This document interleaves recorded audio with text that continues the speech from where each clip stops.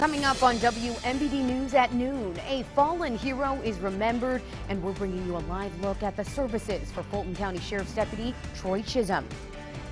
Also today marks the start of some new laws going into effect for the state of Illinois. We're breaking down the changes that you can expect to see.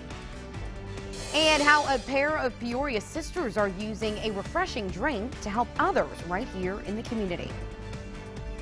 Good afternoon, everyone, and thanks so much for joining us. I'm Shelbey Roberts.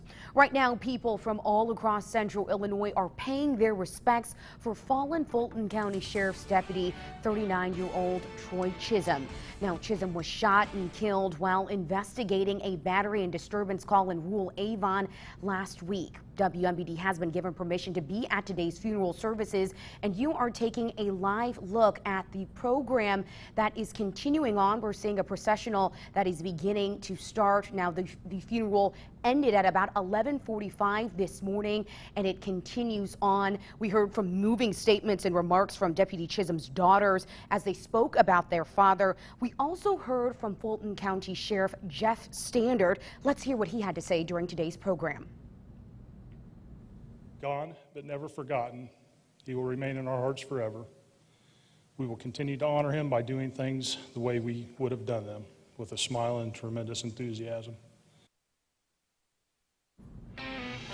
And we will continue to provide you coverage of these funeral services for Deputy Troy Chisholm on air and online at ciproud.com.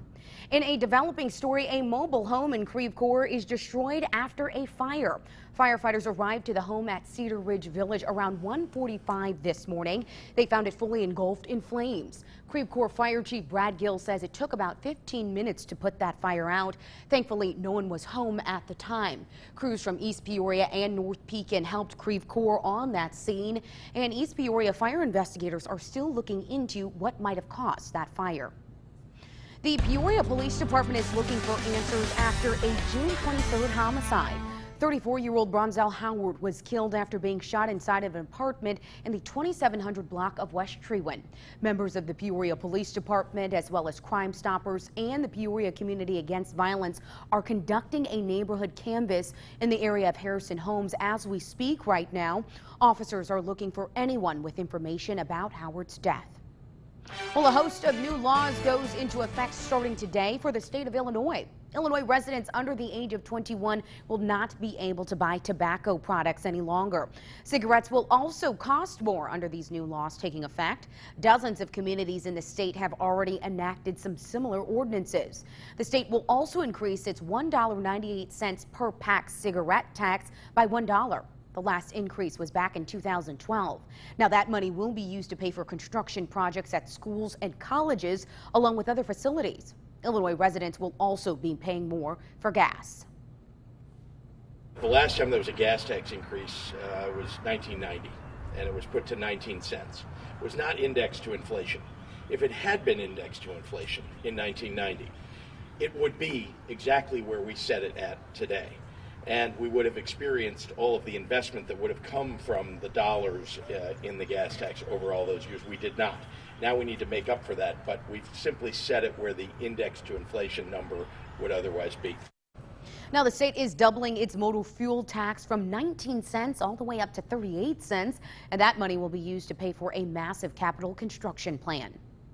Well, another law that goes into effect today is hoping to help drivers focus on the roads. WMBD's Janie Bowman shares the new penalties that offenders could now face. The National Highway Traffic Safety Administration says while traveling 55 miles an hour, it only takes 5 seconds for a driver to blindly drive the length of a football field. I think it's very dangerous. You're not concentrating on the road. And in those few seconds, anything can happen. Just that split second that you got your eyes off the road, it can be deadly for you or your kids if you have them or anyone else. Starting July 1st, texting and driving is considered a moving violation.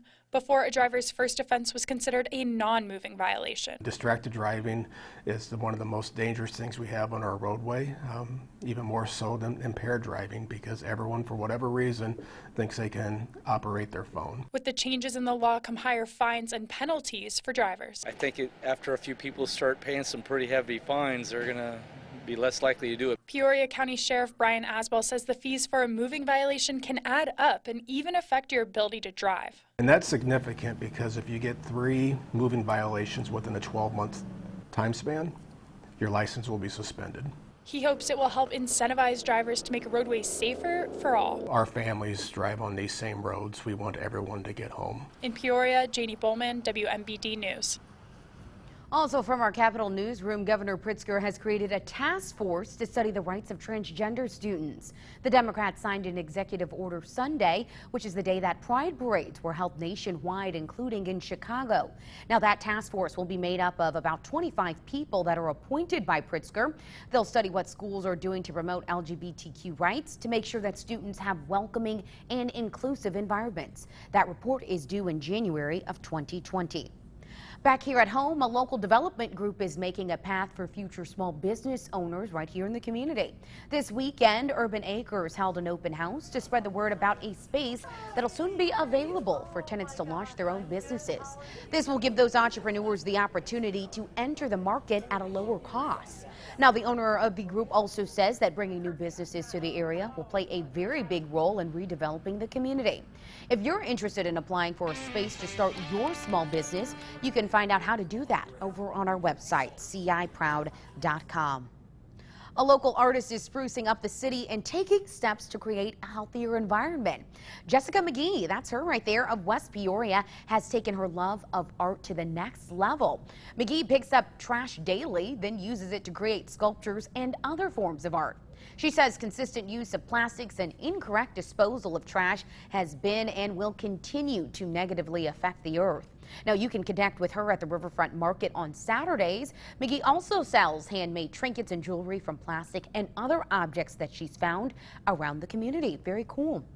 A Korean War veteran was awarded a Bronze Star Medal yesterday in East Peoria. Sergeant First Class Leo Rich was awarded the Bronze Star in 1962, but was not formally presented his medal until yesterday. The VFW Post 2078 surprised Leo yesterday. The bar manager at the VFW says that this was a way to let Leo know that his community appreciates him. That celebration was followed by a cookout, all to raise money for the Greater Peoria Honor Flight. Still ahead, President Trump and North Korea's leaders share a warm greeting. We're sharing that historical moment up next.